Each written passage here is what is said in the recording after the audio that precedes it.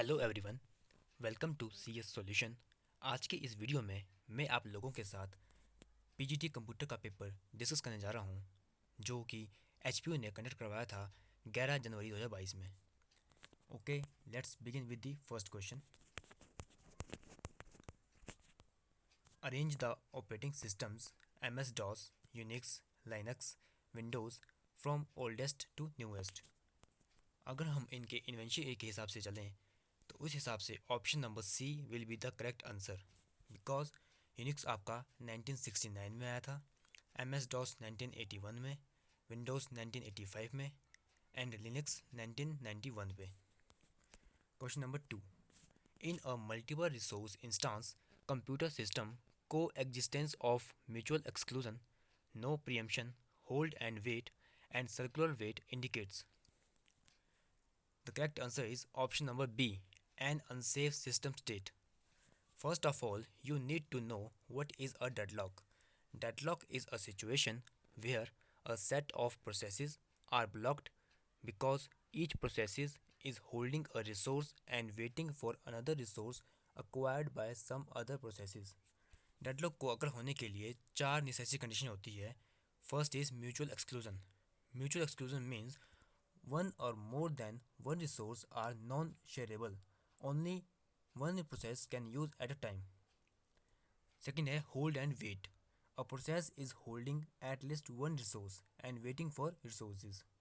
Third is no preemption. Preemption means छीनना. तो no preemption का मतलब हुआ a resource cannot be taken from a process until or unless the process release the resources. The last is circular wait. Here, a set of processes are waiting for each other in a circular form.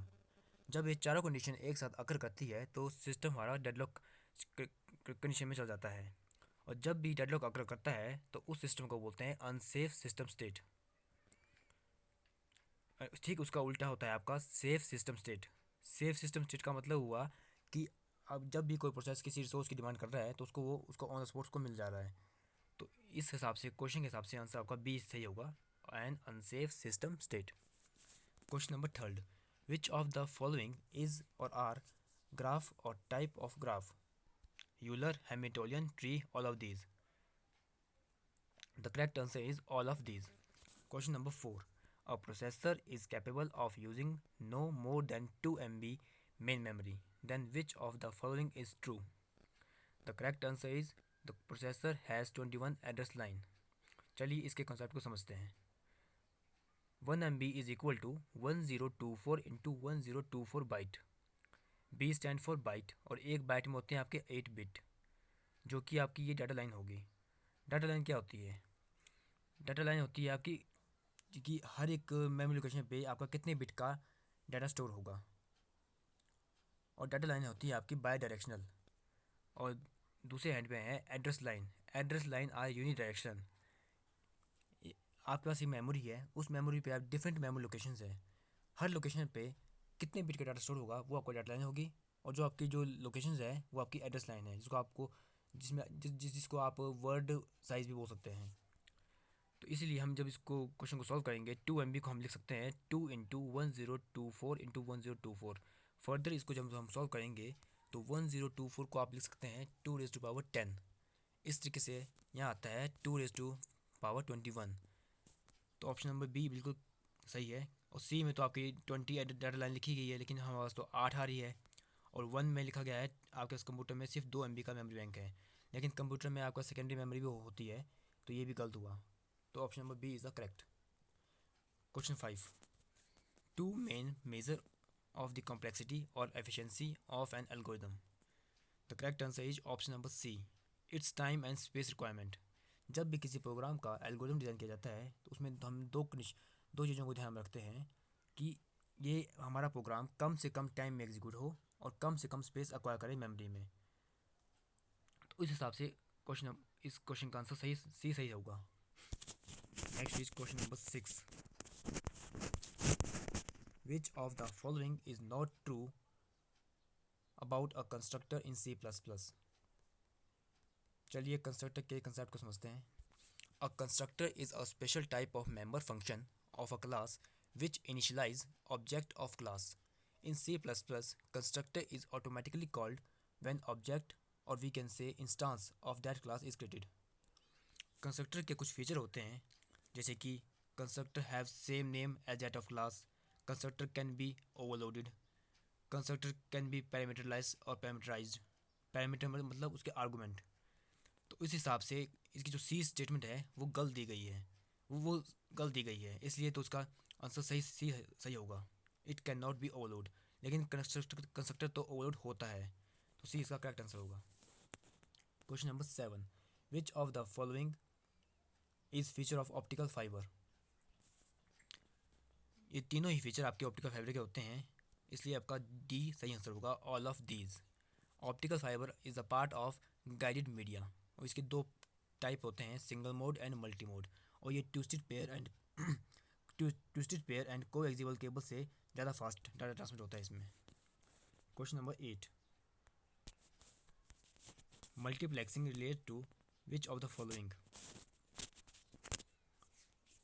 What is a multiplexing? Multiplexing is a process in which multiple signals coming from multiple sources are combined and transmitted over a single communication or physical line. That is a multiplexing.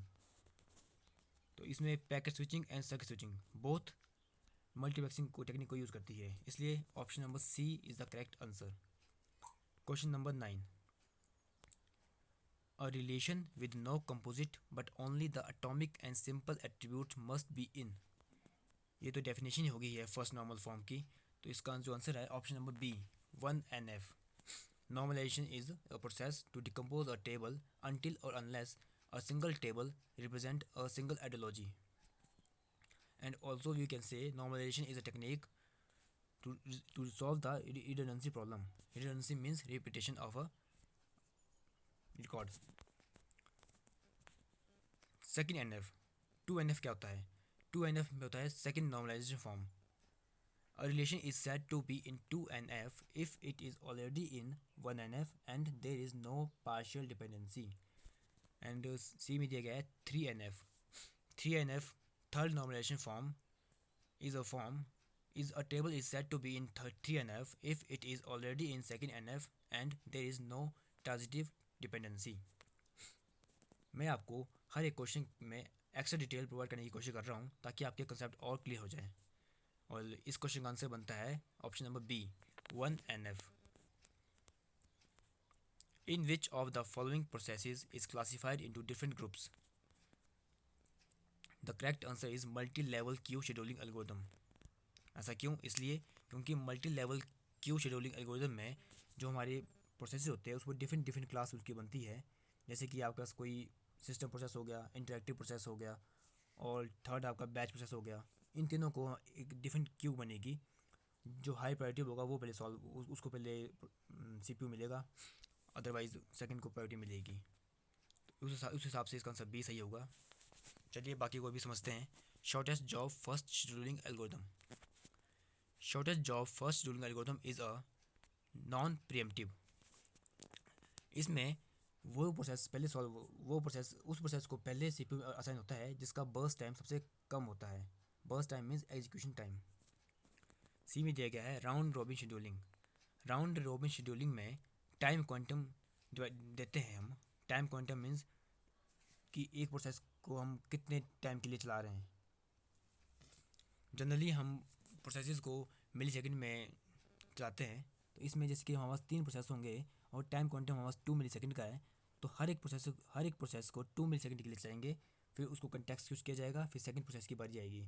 इस तरीके से हर एक process को CPU assign होगा, तो जल्दी हमारा काम चलेगा। डी में दिया गया है priority scheduling algorithm. Priority scheduling algorithm में प्रायोरिटी वाइज प्रोसेस का नंबर पड़ता है CPU मेमोरी में।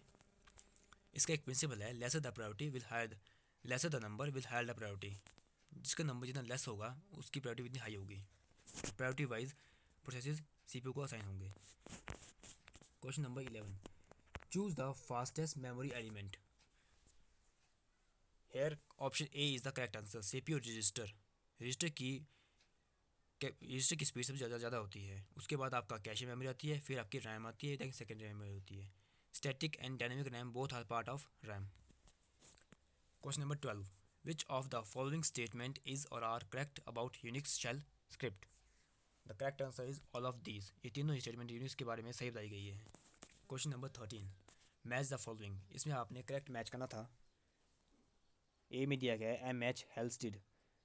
इन्होंने कॉम्प्लेक्सिटी मैट्रिक्स की थ्योरी दी है. Second is Barry Boehm. इन्होंने स्पायरल मॉडल दिया है. C is Henry Putnam. इन्होंने सॉफ्टवेयर एफर्ट्स एस्टिमेशन की थ्योरी दी है. Last one is Barry Boehm. इन्होंने कोकोमो मॉडल दिया है. COCOMO model is cost constructive model. इस हिसाब से जब हमने इनको मैच किया तो option number C will be the correct answer. Question number 14. Which of the following explain a register? The option B will be the correct statement. A temporary storage area within processor meant for a dedicated और general purpose. ये आपकी statement सही है, बाकी statement आपकी गलत दी गई है, इसलिए option B is the correct. Question number 15. Arrange the TCP IP OSI and HTTP in chronological order. OSI stands for Open System Interconnection. TCP IP stands for Transmission Control Protocol or Internet Protocol. HTTP stands for Hypertext Transfer Protocol. Option number B will be the correct answer.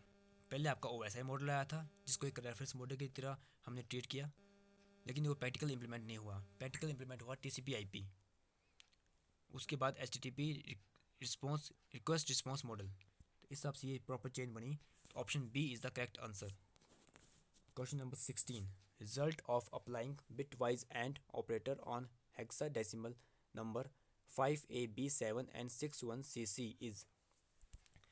इसमें सब first of all आपको इन दोनों नंबरों को binary में convert करना था. उसके बाद इनके ऊपर बिटवाइज एंड ऑपरेटर लगाना था. बिटवाइज एंड ऑपरेटर किस तरह से वर्क करता है, इसका एक प्रिंसिपल, इसका सिंपल सा रूल है. जब दोनों इनपुट 1 होंगे तभी आपका आउटपुट 1 होगा, अदरवाइज 0 होगा आउटपुट. तो आपने इन दोनों नंबरों को बाइनरी में कन्वर्ट करना था. उसके बाद उनके बीच एंड ऑपरेटर लगाना था. जो आंसर आना था वो आपने इसको मैच करना था. लेकिन जब इसको सॉल्व किया गया कोई भी आंसर मैच नहीं हो रहा था. तो इसका answer option number D, none of these. Which one of the following memory element has the least memory capacity? सबसे कम मेमोरी कैपेसिटी किसकी होती है? सेकेंडरी स्टोरेज नहीं, सबसे कम मेमोरी कैपेसिटी किसकी होती है? रजिस्टर की. तो option C is the correct answer, CPU register. Question number 18. The instruction RAR. R stands for rotate accumulator right. Rotate the content of accumulator in right direction. It uses. यहाँ पे 3 addressing mode दिए गए हैं. इसमें आपने बताना था कि कौन सा सही है. First of all you need to know what is a addressing mode. Addressing mode is a way how to treat operand. Then question comes in mind, what is operand? Operand is a data. Instruction के 2 part होते हैं, एक op code and operand. Op code means operation and operand mean data. किस data पे क्या operation perform होना है वो ऑप कोड डिसाइड करता है. और जो ऑपरेंड होता है वो उसको ट्रीट करने के काफ़ी तरीके हैं. कई बार हमें डायरेक्ट ऑपरेंड में मिल जाता है डाटा के रूप में. कई बार हमें उसको इनडायरेक्ट तरीके से निकालना पड़ता है. तो उसी के लिए एड्रेसिंग मोड बना गया है. तो इसके लिए आपको पता होना चाहिए इम्प्लाइड एड्रेसिंग मोड क्या होता है. In implied addressing mode operand is implicitly part of the instruction. And second है रजिस्टर एड्रेसिंग मोड.